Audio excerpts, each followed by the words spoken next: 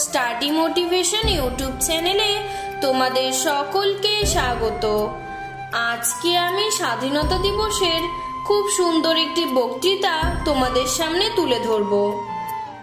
নমস্কার, শুভ সকাল।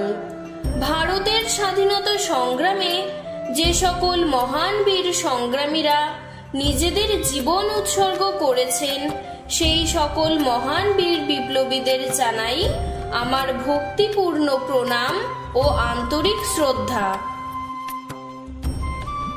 এরপর এখানে উপস্থিত সভাপতি, অতিথিবৃন্দ তথা সমগ্র ভারতবাসীকে জানাই স্বাধীনতা দিবসের আন্তরিক শুভেচ্ছা ও অভিনন্দন।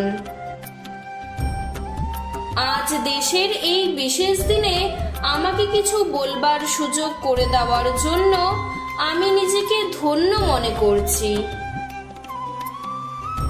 এই দিনটি শুধুমাত্র একটি তারিখ নয়, এই দিনটি আমাদের গর্ব, আমাদের আত্মার জয়।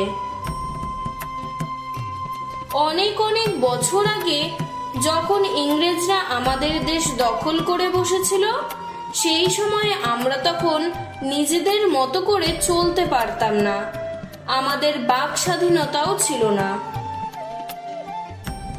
তখনই আমাদের দেশের কিছু বীর ছেলেমেয়েরা নিজেদের সাহস, বিশ্বাস আর দেশকে ভালোবাসার জোরে নিজেদের প্রাণ দিল।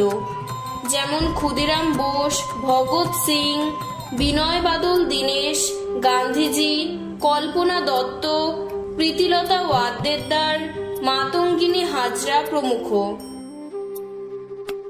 জাতি, ধর্ম, বর্ণ নির্বিশেষে সকল জাতি আজকের এই দিনটি অত্যন্ত আনন্দের সাথে পালন করে। তবে আজকের দিনে দাঁড়িয়ে আমাদের কর্তব্য শুধু পতাকা উত্তোলন বা সাংস্কৃতিক অনুষ্ঠান নয়, বরং এই স্বাধীনতাকে রক্ষা করা এবং জাতির উন্নয়নে নিজেদের দায়িত্ব পালন করা।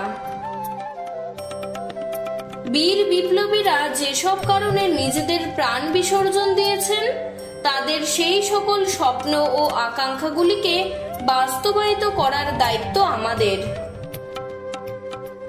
তাই আসুন, আজ আমরা শুধুমাত্র লোক দেখানো স্বাধীনতা দিবস পালন করব না, আজ বিপ্লবীদের সেই স্বপ্নের ভারতকে রক্ষা করার শপথ গ্রহণ করি।